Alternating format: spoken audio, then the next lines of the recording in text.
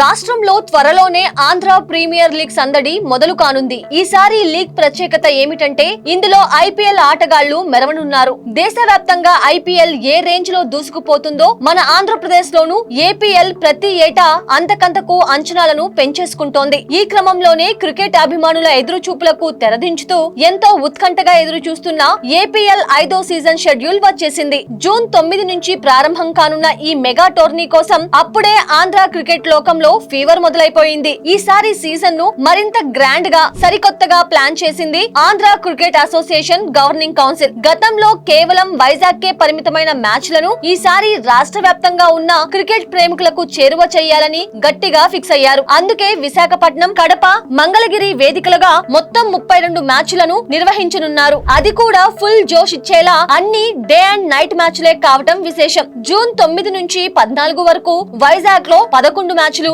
June 17 నుంచి 21 వరకు కడపలో 9 మ్యాచ్లు, ఆ తరువాత జూన్ 24 నుంచి 30 వరకు మంగళగిరి వేదికగా హోరాహోరీగా 12 మ్యాచ్లు జరగనున్నాయి. ఆటగాళ్ల ప్రయాణం, రెస్ట్ కోసం ప్రత్యేకంగా 4 రోజులు కేటాయించారు. ఇక ఈ సీజన్ కు అసలైన బూస్ట్ ఇవ్వబోయేది ఐపీఎల్ స్టార్ల ఎంట్రీనే. ఇప్పటికే ఐపీఎల్ లో అదరగొడుతున్న రికీ భూయ్, బండారు అయ్యప్పలతో పాటు ఇటీవల ఢిల్లీ క్యాపిటల్స్ తరపున ఎంట్రీ ఇచ్చిన త్రిపురన విజయ్, పంజాబ్ కింగ్స్ సభ్యుడు పైలా అవినాష్, అండర్-19 ఇండియా టీమ్ లో సత్తా చాటిన రషీద్ లాంటి లోకల్ హీరోలు ఈసారి ఏపీఎల్ లో ప్రత్యేక ఆకర్షణగా నిలవబోతున్నారు. కొత్త టాలెంట్ ను ప్రపంచానికి పరిచయం చేయటమే లక్ష్యంగా ఆంధ్ర క్రికెట్ అసోసియేషన్ అధ్యక్షుడు కేసినేని చిన్ని, సెక్రటరీ సానా సతీష్ బాబు సరికొత్త అవకాశాలతో ఈ వేదికను సిద్ధం చేశారు. ఈ మ్యాచ్లన్నింటినీ డిజిటల్ ప్లాట్ఫామ్లలో లైవ్ స్ట్రీమింగ్ ద్వారా వీక్షించేందుకు ఏర్పాట్లు కూడా పూర్తయ్యాయి. మరోవైపు ఈ టోర్నీ ద్వారా రాష్ట్రంలోని స్టేడియాల రూపురేఖలు మారిపోతున్నాయి. ముఖ్యంగా మంగళగిరి స్టేడియాన్ని ఇంటర్నేషనల్ రేంజ్ లో తీర్చిదిద్దేందుకు పనులు శరవేగంగా జరుగుతున్నాయి. స్టేడియం రోడ్లను బాగు చేయడంతో పాటు